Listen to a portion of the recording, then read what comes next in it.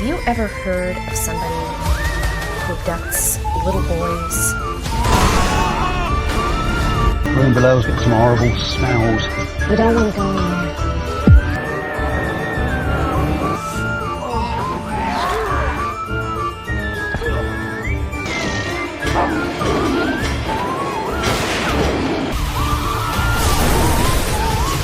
What are you doing? Complimentary room service. Here is that.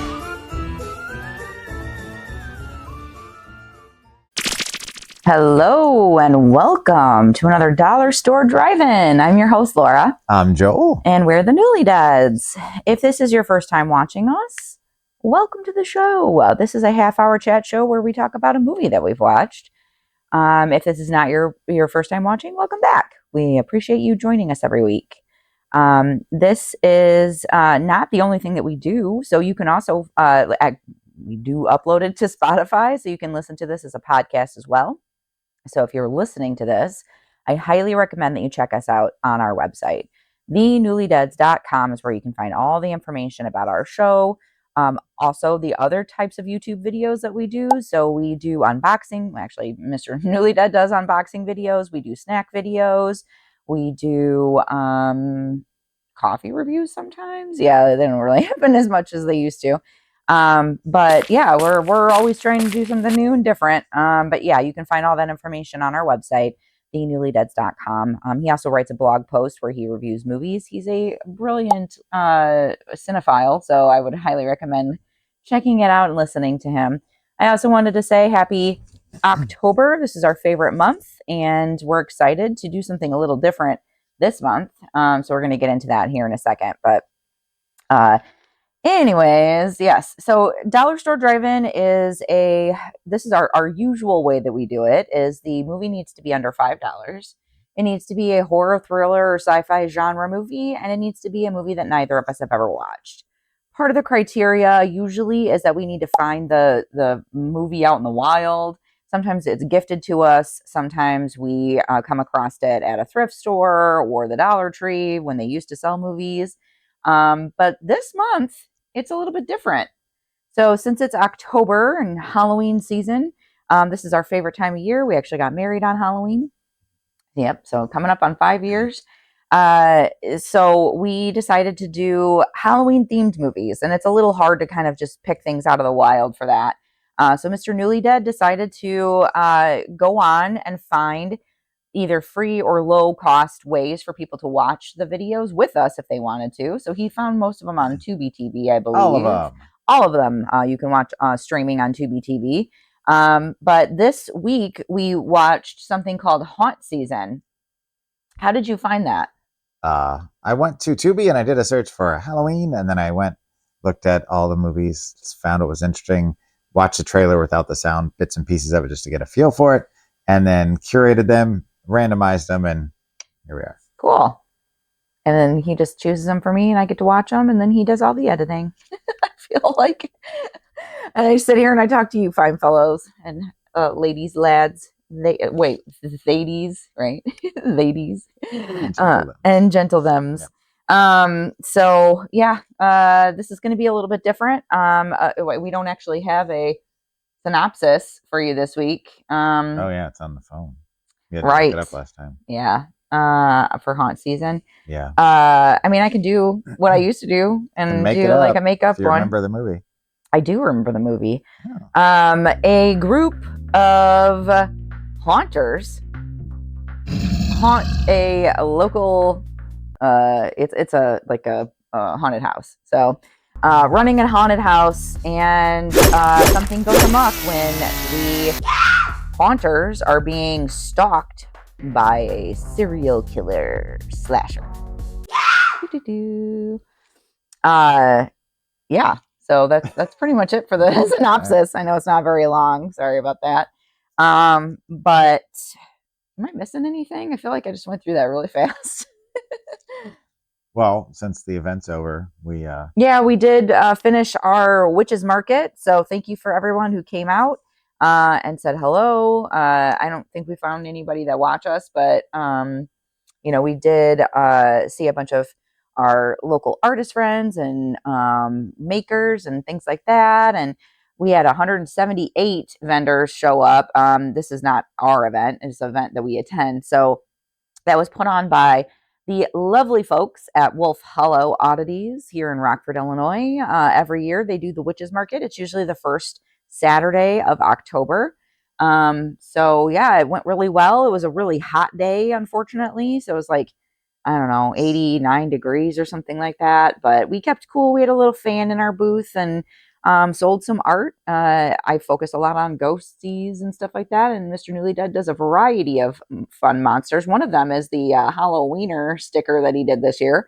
If you're interested in purchasing that, you can email us at contact@thenewlydeads.com. Never done that before, but if you are interested in any of our art, maybe we'll throw some of it up on our website. That might be a good place for us to post stuff. And if you do want to buy it, you just let us know, and then we can work out the details on the back end, getting it shipped to you. So if we seem tired or like my voice is kind of bassy today, it's because we were talking and interacting, and it was a long 2 days. This is the next day after the Witches Market, so we are a little tired. Not even 24 hours since we were there last. Did you do the normal criteria? I did. Okay, I thought so. Yeah. I know. I think the only thing left then is the trailer. All right. So we're going to throw the trailer up here. Let's make it, I don't know, like you do like a clown car or something? I don't know. It just sounds like anything's possible. Like a little honky clown car, like, honky. Like a beep beep, clowns waving. I don't know why. It just sounds like a haunt. Everybody's like afraid of clowns. Everybody and stuff seems like to have a claustrophobia, yeah. Oh, yeah. All right. So we're going to watch the trailer and we will be right back to discuss it. How long can you scream without needing like a break or something? Probably a few hours. This is Matilda. It's her first time at a haunted house. We're just a bunch of theater kids who never grew up and got real jobs. 1, 2, 3. It's fake. It's only fake if you don't believe it. It's all fantasy, right? This is all part-time and seasonal, so sometimes people just disappear. So what's your thing? I'm either gonna chase people around with a fake chainsaw,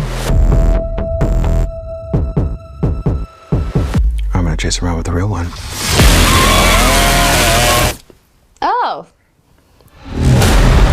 Tonight, we give the people what they want! And what they want is blood! They want guts. They want clowns with chainsaws. Oh, you've come to the right place.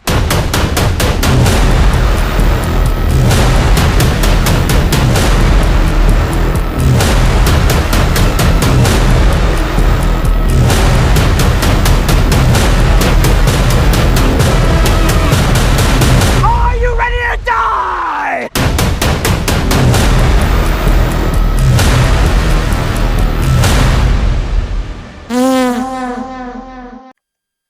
And we're back.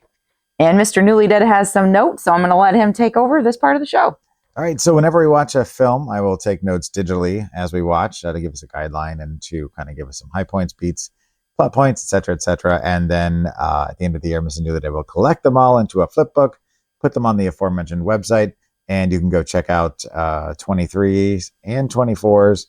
They're available now. Some people like them. Some people don't even know what they are.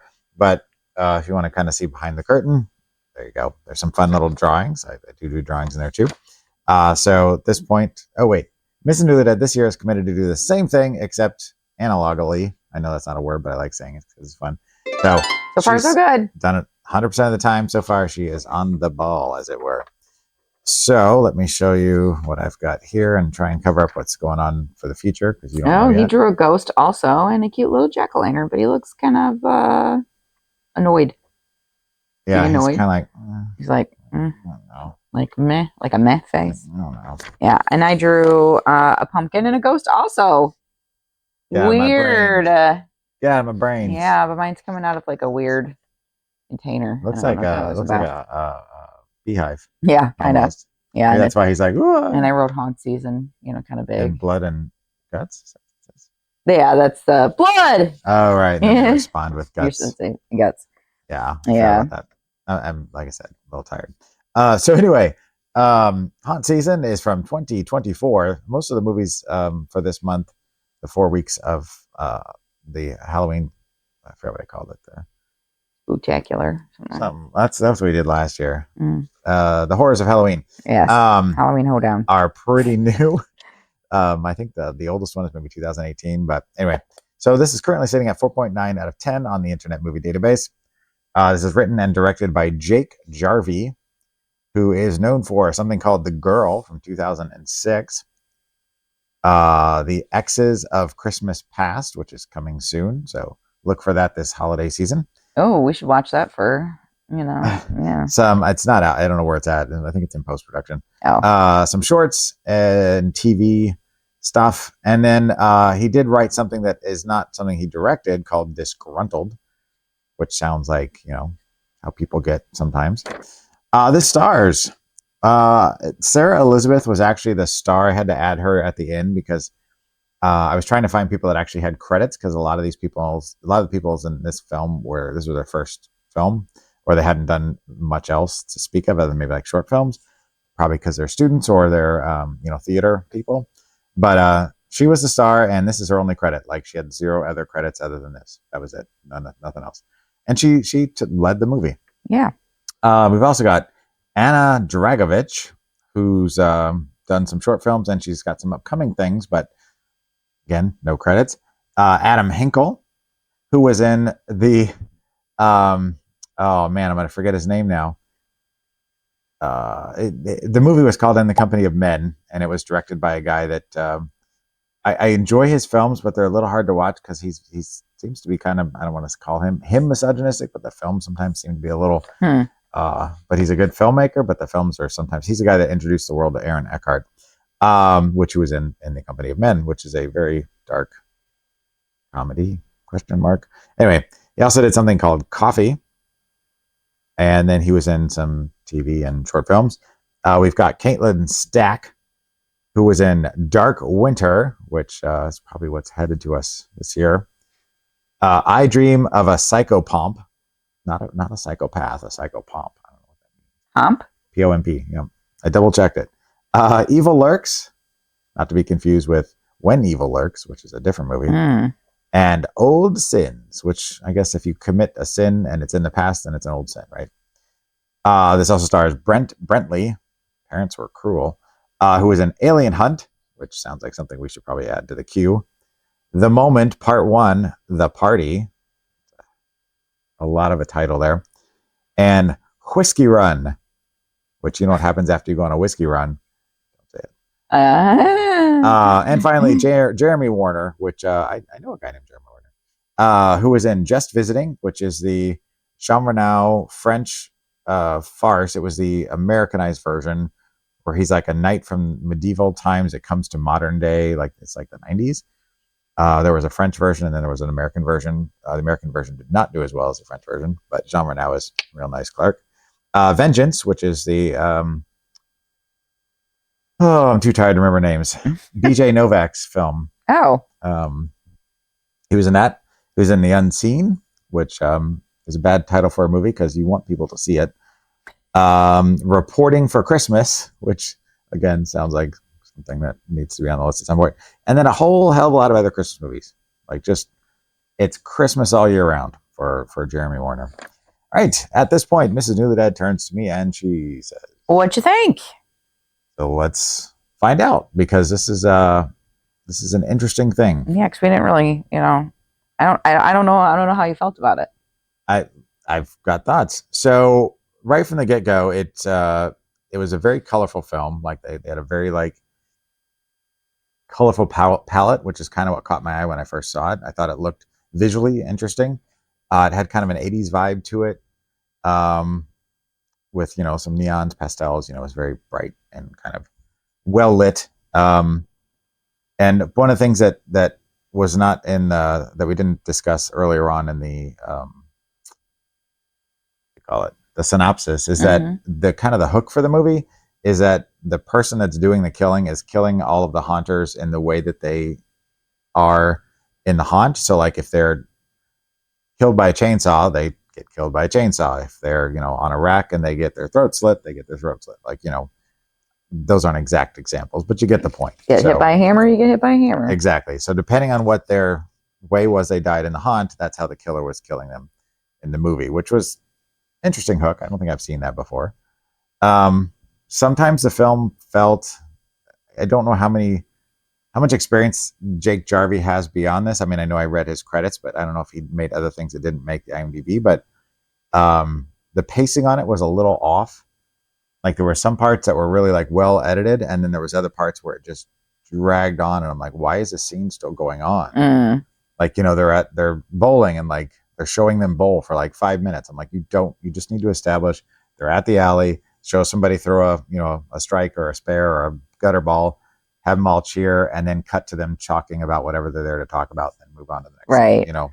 You don't need to establish that they're bowling every frame. It's not Kingpin, which even then they didn't do that. There were some sound issues, like the levels on the sound were a little off. But one of the things that we realized as we're watching it is Laura started picking up on places in the movie. And she's like, well, that looks familiar. That looks like such. Well, she kept talking about how she lived in Chicago. And I was like, okay. I'm like, she went to college in Chicago and all of her friends moved away. They either went to the East Coast to go to theater, or they went to West Coast to be in, Hollywood. And she's just, not sure what she wants to do. She's just kind of floating around, that kind of thing. So I was like, huh.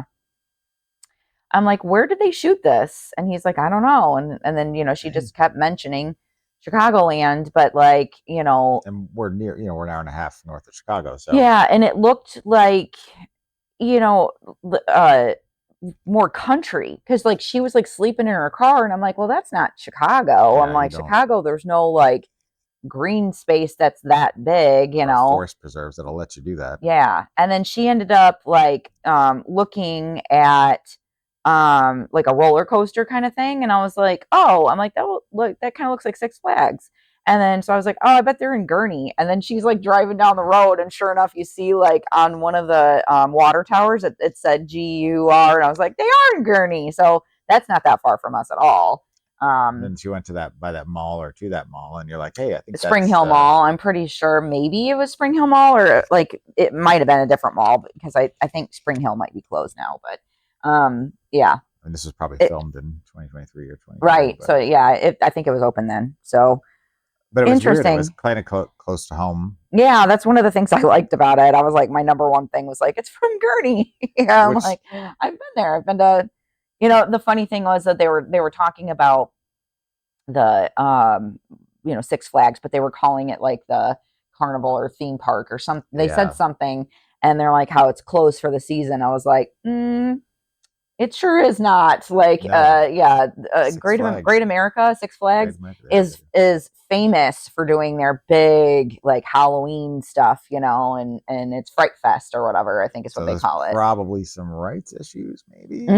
Yeah, but you could totally see the Eagle. That's a really old roller coaster, right? And I've been on the Eagle. Yeah. Messed my back up pretty good. Good. It's a wooden roller coaster. I like wooden roller coasters. Yeah, it's pretty creepy. Yeah.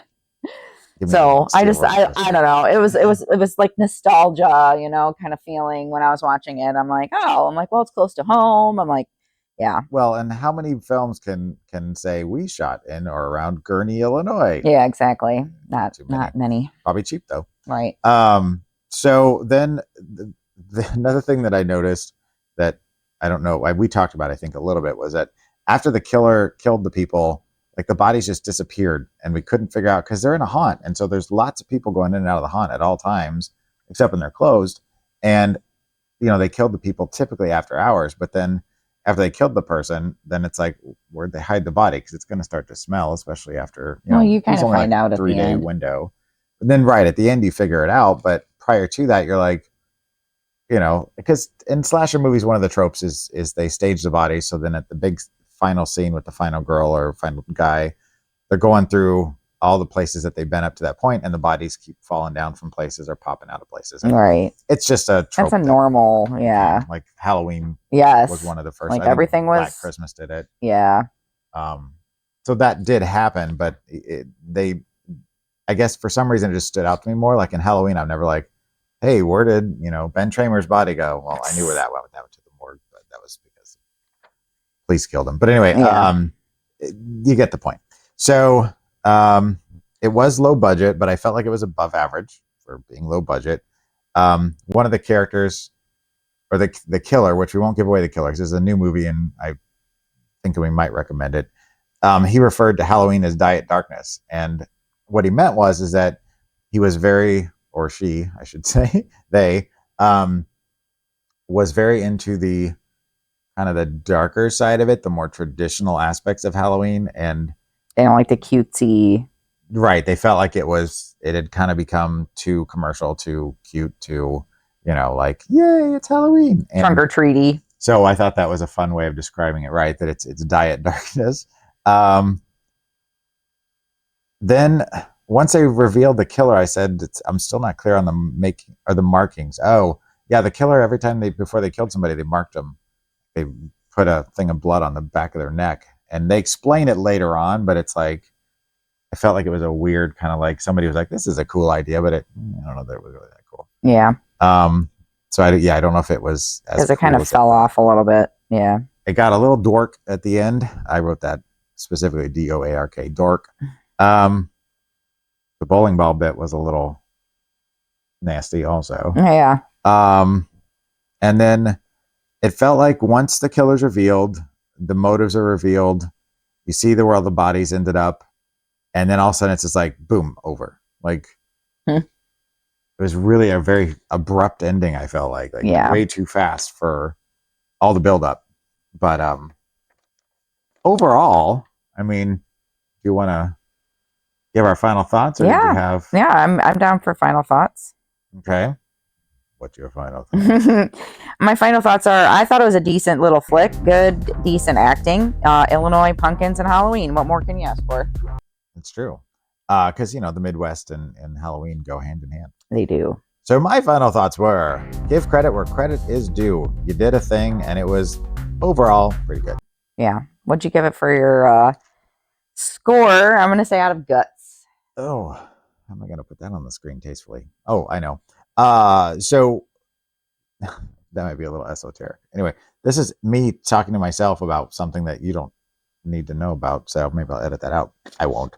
So overall, hi Bailey. I ended up with a 2 out of 5.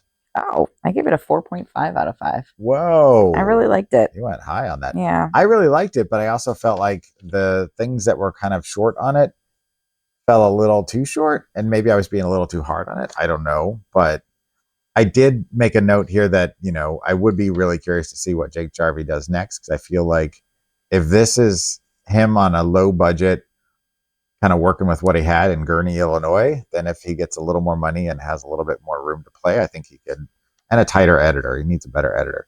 I think we could expect to see some kind of interesting things. Yeah, down I the agree. road. So well done.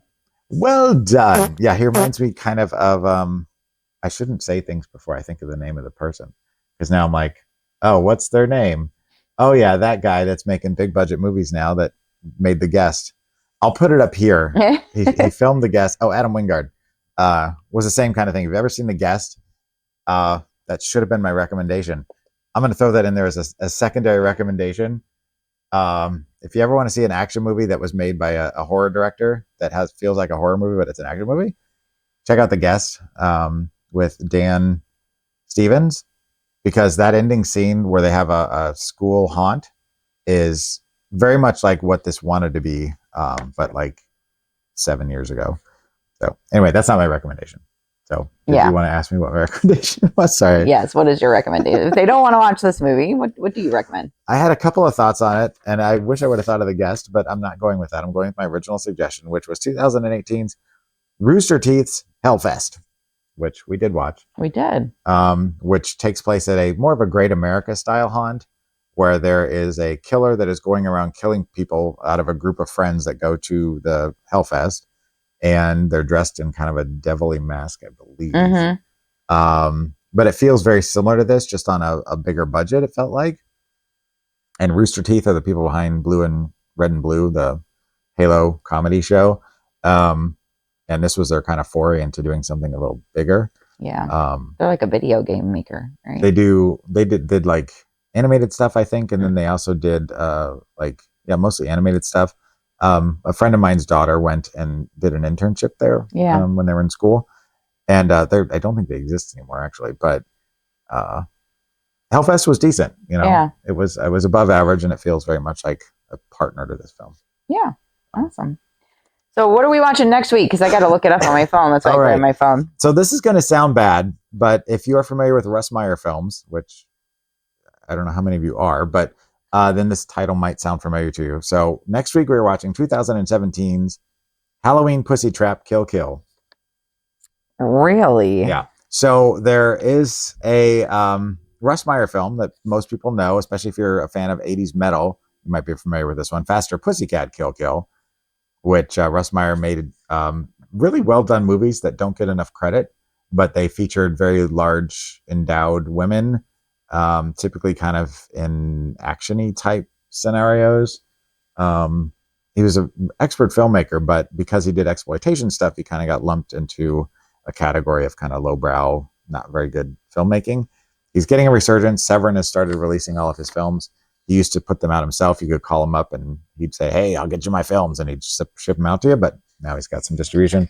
But he's been making movies. He was making them back in the 60s in black and white. So do you want me to read the synopsis? Yes, please. I found it. Oh, sorry, I was trying to vamp while you. Yeah, I'm glad you did. All right. So members of the all-girl punk rock band Kill Pussy Kill must fight for their lives and attempt to outwit an unknown assailant after finding themselves trapped in a madman's maze. And if I'm correct, if I remember correctly, it was taking place on or around Halloween or in a haunt. I don't remember which. If I'm wrong, It does say Halloween. I just know that. On Halloween. Okay. Yeah, an all-girl sure band, everything Kill was- Pussy Kill, unwittingly. Oh, I like that better. Well, that's actually like somebody wrote about it, but it does say on Halloween. Okay, I thought maybe I grabbed the wrong thing. But again, the little bit of the trailer I watched without the sound, because I didn't want to know the synopsis. I just wanted to know enough to be able to kind of. Anyway, I looked up somebody that's in it. it looked like I'm not a gonna say. good time. So I'm excited. I like to curate. Yeah. All right. Well, that's it for our show. Sorry if it was a little disjointed and a little funky, or our brains are in a little bit of a witch's market fog. But we'll snap out of it. Next week we'll give you some Ooh, that was a good awesome snappy. Yeah, that was a good snap. Wow. Quips, and hopefully we'll be on our game next week. So thank you again for watching, and until next week. Keep it cheap and creepy, and get some rest, please. Bye. Doesn't mean you should go chasing the dead. It may be your robot, but it's my house. I'm gonna get a close look at these sharks. Sounds dangerous. Well, I'll be careful.